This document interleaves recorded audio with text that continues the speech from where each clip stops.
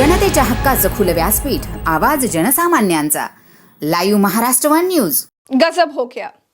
2 घंटे के लिए पुलिस हटा लेने वाली जो थ्योरी हैदराबाद से आई थी, उस थ्योरी पर ओवैसी ने तो अमल नहीं किया, लेकिन भाजपा राज में वो थ्योरी अप्लाई कर दी गई। मैं बहुत शुरू से कह रही हूं कि बहराइच दंगे प्रायोजित है और वो बात अब सच साबित होती हुई दिखाई दे रही है। बहराइच दंगों में शामिल 2 लोग कैमरे पर ये बात कहते हुए दिखाई दिए कि उस दिन पुलिस ने सिर्फ 2 घंटे का समय दिया था। उस दिन कुछ लोग गद्दारी नहीं करते तो बहराइच का आधा महाराजगंज साफ हो जाता। दैनिक भास्कर के पत्रकार राजेश साहू की रिपोर्ट का ये हिस्सा सुनिए जरा। इन लोगों ने गद्दारी की वहाँ।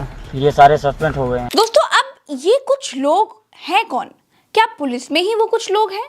आगे जानेंगे। दोस्तों, बहराइच दंगों में शामिल लोग आगे कहते हैं कि गद्दार पुलिस वालों को हटा दिया गया है।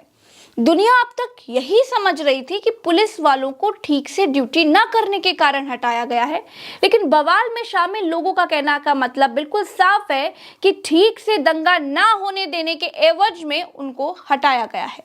ऐसे पुलिस वालों को तो हटा ही देना चाहिए।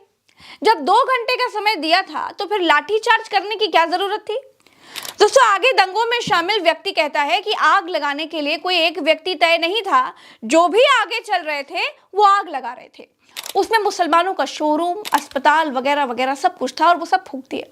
भाजपा के मुताबिक कैमरे पर बयान देने वाले लोग नशेड़ी गजेड़ी हैं, उनका क्या भरोसा करना। और जहां बार बार भाजपा का जिक्र आता है, हमारे ख्याल से भाजपा का इसमें कोई नहीं है। बाद में जानकारी मिली कि अर्पित श्रीवास्तव भाजपा के भारतीय जनता युवा मोर्चा के नगर अध्यक्ष हैं। इसके अतिरिक्त भाजपा का मेरे विचार से कोई इसमें है नहीं। और उपद्रवी लोग थे, ज़्यादातर लोग नशे में थे और सब लोग ये कह रहे थे कि ये हमारा भाई है। विधायक जी, अगर यही बात है तो फिर भरोसा तो आपके बॉस की बात पर भी नहीं करना चाहिए। ऐसा नहीं है कि हर नशेड़ी आदमी झूठ ही बोलता है। ऐसा भी नहीं है कि नशा करने वाले व्यक्ति की बात का कोई भरोसा नहीं होता है। ऐसा भी नहीं होता है कि नशा करने वाला व्यक्ति कभी सच बोल नहीं सकता। वो बात अलग है नेताजी की कोई दिन दहाड़े गांजा फूक रहा है, कोई शाम ढलने के बाद महफिल सजा रहा हो। हमने तो सुना है कि नशा करने के बाद लोग झूठ नहीं बोल पाते। खैर, दूसरी तरफ अगर आपकी ये बात पर भरोसा करें कि ज्यादातर लोग नशे में थे, तो क्या दुर्गा विसर्जन अब नशे में होने लगा है? इसका मतलब नशे में मुस्लिम इलाके में बवाल किया गया या फिर नशेड़ी लोगों को दंगा करने के लिए प्लान किया गया?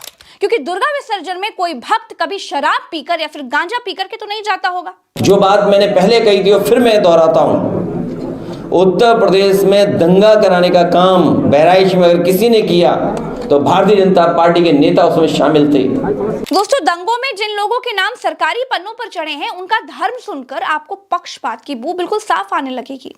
पहला नाम है असलम का बेटा अल्ताफ, अंसार अहमद का बेटा अनवर, जाहिद का बेटा तालिब, रमजान का बेटा नफीस, आमीन का बेटा नौसाद, मुनौ का बेटा सलाम बाबू, दानिश का बेटा गुलाम यश, मोहम्मद तुफैल का बेटा अनवार अशरत, मोहम्मद अली का बेटा मोहम्मद एहसान, मोहम्मद शफी का बेटा मोहम्मद अली, नज़ीर अहमद का बेटा दोस्त मोहम्मद, अब्दुल शाहिद का बेटा मोहम्मद जाहिद और गुलाम सैयद का बेटा शूद आलम, मोहम्मद नसीम का बेटा मोहम्मद इमरान, मोहम्मद नसीम का बेटा जीशान आदिल, तलीम का बेटा रिजवान, लतीफ़ का बेटा फुलकान, लतीफ़ का बेटा इमरान, अयूब का बेटा समुद्दीन, अनवर का बेटा इमरान, भग्गन का बेटा मिराज, पीर आमिर का बेटा आमिर, गुलाम का बेटा शहजादे, मोहम्मद नसीम का बेटा मोहसिन, मोहम्मद शमीम का बेटा शहजादे और मोहम्मद शमीम जैसे 31 लोगों को गिरफ्तार किया गया है।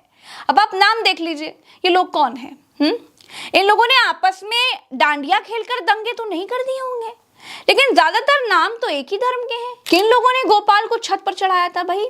किन लोगों ने दुर्गा पूजा में आपत्तिजनक गाना बजाया था भाई? कौन लोग थे वो जिन्होंने बवाल शुरू किया? किसी को कुछ नहीं मालूम। बहराइच दंगे के बाद एक ही पक्ष कटघरे में खड़ा किया गया है, जैसे कि दंगा सिर्फ एक ही पक्ष के लोगों ने किया हो। दंगे के बाद जैसे कि भाजपा हमेशा करती है, 23 लोगों के घर गिराने का नोटिस लगा दिया गया। मामला सुप्रीम कोर्ट पहुंच गया। सुप्रीम कोर्ट का पहले से आदेश है कि धर्म देख करके या फिर किसी घटना के बाद किसी का घर नहीं गिराया जाएगा। सुप्रीम कोर्ट ने घर गिराने की कार्रवाई को रोकते हुए कहा कि बुलडोजर चलाकर तो दिखाओ, तब जाकर बुलडोजर पर रोक लगी। न्यायमूर्ति बी.आर. गवई और न्यायमूर्ति के.वी. विश्वनाथन की पीठ के सामने बहराइच में बुलडोजर एक्शन पर तत्काल सुनवाई की मांग की गई थी।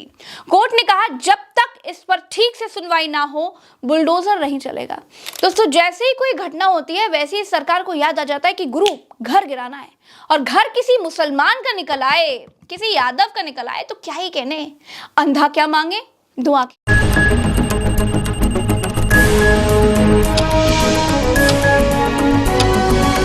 जनतेच्या हक्काचं खुलं व्यासपीठ, आवाज जनसामान्यांचा. Live Maharashtra 1 news.